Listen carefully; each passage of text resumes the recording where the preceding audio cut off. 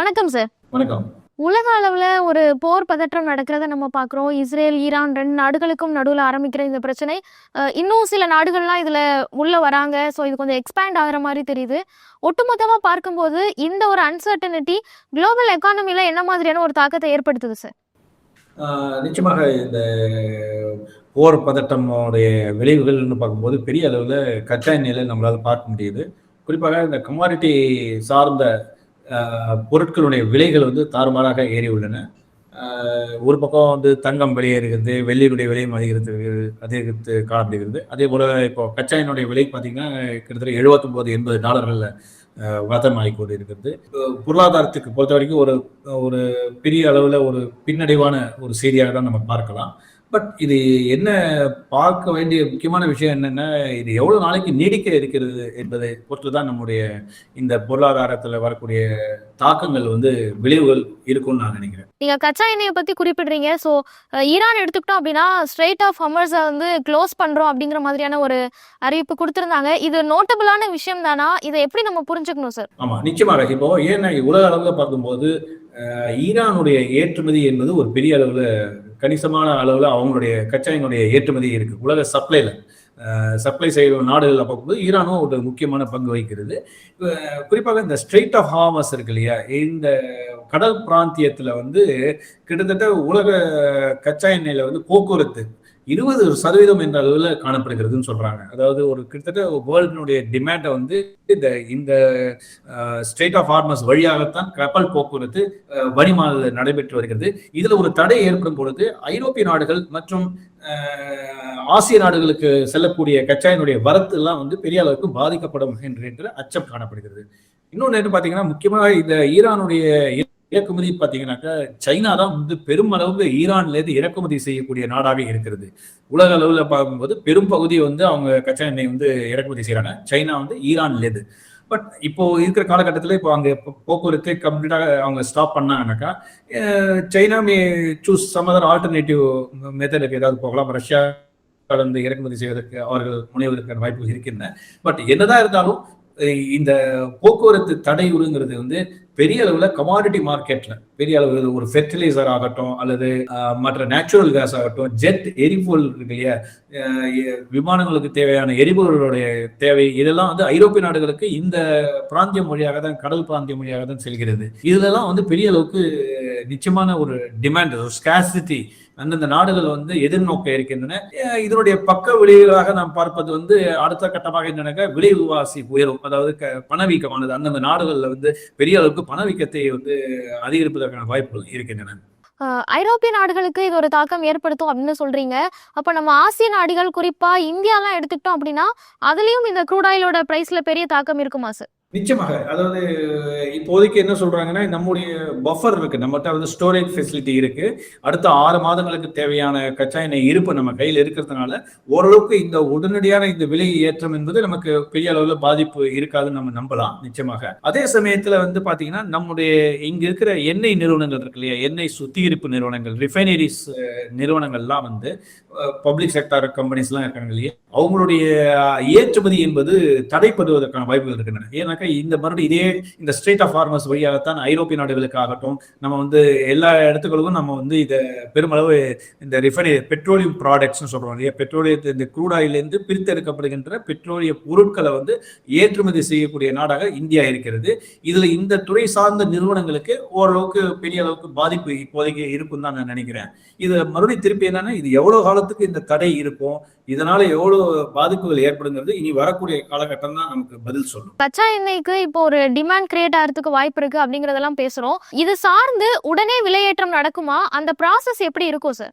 2 விஷயம் நான் சொல்றேன். இதுல வந்து உடனடியாக நம்முடைய கச்சா எண்ணெய் விலை ஏற்றம் காரணமாக இந்திய பெட்ரோல் டீசல் விலையில வந்து மாற்றங்கள் ஏற்படுவதற்கான வாய்ப்புகள் இருக்காதுன்னு தான் நான் நினைக்கிறேன். ரெண்டாவது, இந்த மாதிரியான இந்த விலை ஏற்றம் இருக்கு இல்லையா, சர்வதேச அளவில் கச்சா எண்ணெயுடைய விலை ஏற்றம் என்பது எந்த காலகட்டத்தில் நடக்குதுங்கிறத நம்ம பார்க்கணும். அதாவது 2005க்கு அப்புறம் பார்த்தீங்கன்னா 2005 2008 வரைக்கும் காலகட்டத்தில் பார்த்தீங்கன்னா டிமாண்ட் பேஸ்டு ரேலி இருந்தது. அதாவது தேவை அதிகமாக காணப்பட்டு அதன் காரணமாக விலை ஏற்றம் தொடர்ச்சியாக நடைபெற்றது. ஆனா அந்த மாதிரியான சூழ்நிலை தற்போது காணப்படவில்லை. ஏன்னா 2026ஆம் ஆண்டு மற்றும் 2027 இந்த 2 ஆண்டுகளிலுமே நம்முடைய உலக நாடுகளுடைய கச்சா எண்ணெய் நுகர்வு பார்க்கும்போது தேவை அதிகமாக இல்லை, அதே சமயத்தில் சப்ளை அதிகமாக இருக்கிறது. அதாவது டிமாண்ட் அண்ட் சப்ளைல இருந்து ஒரு மிஸ்மேட்ச் எப்படி இருக்குன்னா, சப்ளை அதிகமா இருக்கு, டிமாண்ட் கம்மியா இருக்கு. ஸோ அந்த சூழல்ல இந்த விலை ஏற்றம் என்பது பெரிய அளவுக்கு நீடிப்பதற்கான வாய்ப்புகள் இல்லை. இது ஒரு தற்காலிகமான ஒரு விலை ஏற்றமாகவே நான் பார்க்கின்றேன். இந்த விலை ஏற்றம் மேபி ஒரு வாரமோ அல்லது ஒரு மாச காலத்துக்கு வேணா நீடிக்கிறதுக்கு வாய்ப்பு இருக்கே தவிர, தொடர்ச்சியாக இதே மாதிரியான ஒரு விலையிலேயே ஒரு கிட்டத்தட்ட $80 பிரெண்ட் வர்த்தகம் நடைபெறும் என்று நான் எதிர்பார்க்கவில்லை. ரெண்டாவது, இதுக்கு இன்னொரு என்ன காரணம்னா, நேத்திக்கு ஒபெக் பிளஸ் நாடுகளும் சொல்றாங்களே, ஒபெக்கும் மற்றும் ஒபெக் அல்லாத நாடுகளுடைய கூட்டம் நேத்திக்கு நடைபெற்றதில்லை. நாள் ஒன்றுக்கு 2,06,000 பேரல்கள் என்ற அளவுக்கு உற்பத்தியை அதிகரிக்க இருப்பதாக செய்திகள் வெளியாகியுள்ளன. அதாவது ஏப்ரல் 1ஆம் தேதியிலிருந்து வரக்கூடிய அடுத்த மாதத்திலிருந்து உற்பத்தியை அதிகரிப்பதற்காக திட்டமிட்டிருந்தார்கள். இப்போ ஏற்கனவே சப்ளை அதிகமாக இருக்க காலகட்டத்தில் ஏப்ரல் இந்த 2026 மறுபடியும் சப்ளை இன்னும் அதிகமாக இருக்கும்போது, ஒரு பக்கம் இந்த மாதிரி போர் பதற்ற காரணமாக பொருளாதார சுணக்கம் ஏற்படுகின்ற காலகட்டத்தில் நீங்க ப்ரொடக்ஷனை இன்க்ரீஸ் பண்ணும்போது இந்த விலை ஏற்றம் என்பது நீடிப்பதற்கான வாய்ப்புகள் பெருமளவு இல்லை என்று நாம் புரிந்து கொள்ளலாம். கச்சா எண்ணெயில என்ன மாதிரியான தாக்கம் அப்படிங்கிறத பேசுறோம். அடுத்தது இந்த மாதிரியான போர் பதற்றங்கள்லாம் வருது அப்படின்னா தங்கத்துல ஒரு மிகப்பெரிய ரேலி எப்பவுமே பார்ப்போம். தங்கத்துல ஒரு டிமாண்ட் இருக்கிறதையும் பார்ப்போம். ஸோ இப்ப நடந்துட்டு இருக்கிற இந்த அன்சர்டனிட்டியில தங்கத்தினுடைய ரோல் என்னவா இருக்கு? தங்கம் எப்படி பெர்ஃபார்ம் பண்ணிட்டு இருக்கு சார்? தங்கத்தினுடைய விலையை பொறுத்த வரைக்கும் எப்போதுமே பதட்டமான சூழ்நிலையில நிச்சயமாக இது விலை ஏறும் என்பதில் சந்தேகமே இல்லை. அது கிட்டத்தட்ட நேற்றுக்கு ஒரே வர்த்தக தினத்தில் பார்த்தீங்கன்னா $140 என்ற அளவிற்கு தங்கத்தினுடைய விலை சர்வதேச சந்தையில் அதிகரித்தது.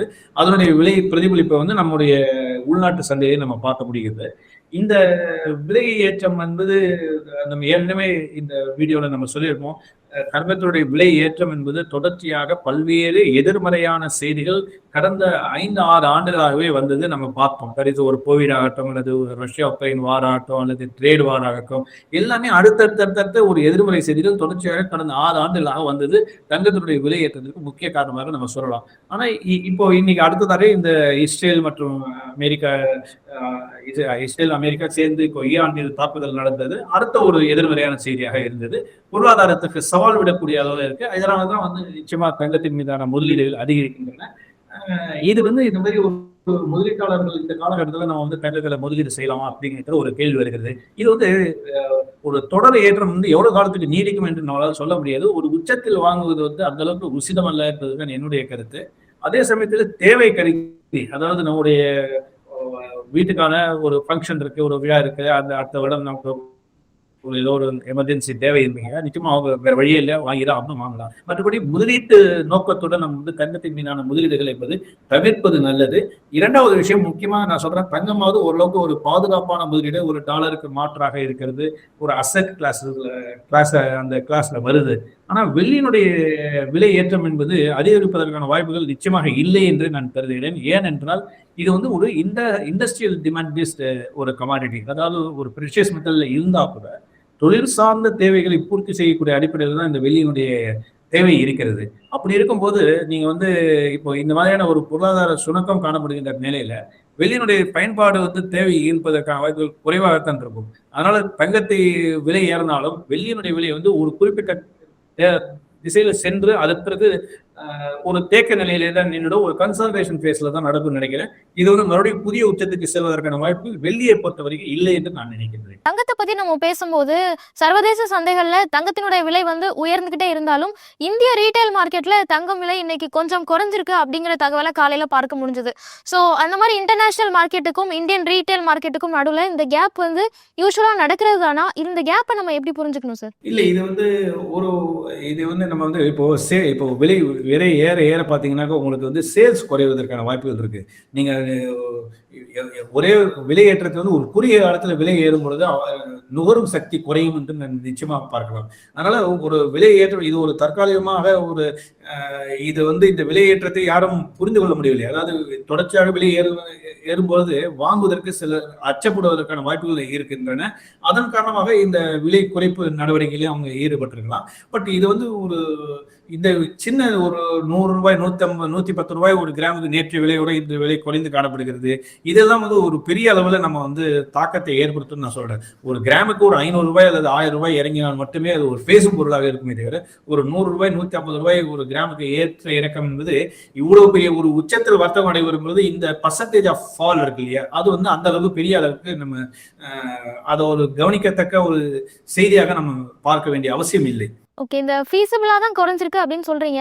ஆனாலும் சர்வதேச அளவுல இப்படி ஒரு போர் பதற்றம் இருக்கும்போது தங்கத்தினுடைய விலை இந்தியன் ரீட்டைல் மார்க்கெட்ல கொஞ்சம் ஒரு சின்ன அளவுல கூட சரியுது அப்படிங்கிறது அது ஒரு நோட்டபிளான விஷயம் இல்லையா சார்?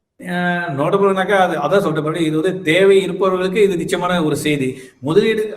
முதலீட்டு ஆப்பர்ச்சுனிட்டிஸ் நம்ம சொல்றோம் இல்லையா, ஒரு முதலீடு என்பது எங்கெங்கெல்லாம் ஆப்பர்ச்சுனிட்டிஸ் இருக்கும், எங்கெங்கெல்லாம் நமக்கு வந்து ஒரு ஏற்றம் தரக்கூடிய வகையில முதலீடுகள் காணப்படுகின்றனோ அங்கு மட்டும்தான் நம்ம வந்து முதலீடு செய்வதை நம் பழக்கமாக வைத்துக் கொள்ள வேண்டும். ஒரே திசையில ஒரு ஒரு கமாடிட்டி, அதுவும் ப்ரெஷியஸ் மெட்டல் இருக்கிறதுனால அது ஓகே, ஏறிக்கொண்டே இருக்குது என்பதால் அது மேல நம்ம வந்து பெட் பண்றதுங்கிறது ஓரளவுக்கு அது சரியான ஒரு ஒரு ஒரு புரிதல் எடுத்துக்க முடியாது. ஏன்னா இது வந்து ஒரு விலை ஏற்றத்திலே நான் வாங்கிக் கொண்டே இருப்பேன் என்று சொல்வது வந்து நிச்சயமான ஒரு நல்ல முடிவாக இருக்காது, நல்ல ஒரு தீர்வாகவும் இருக்காது.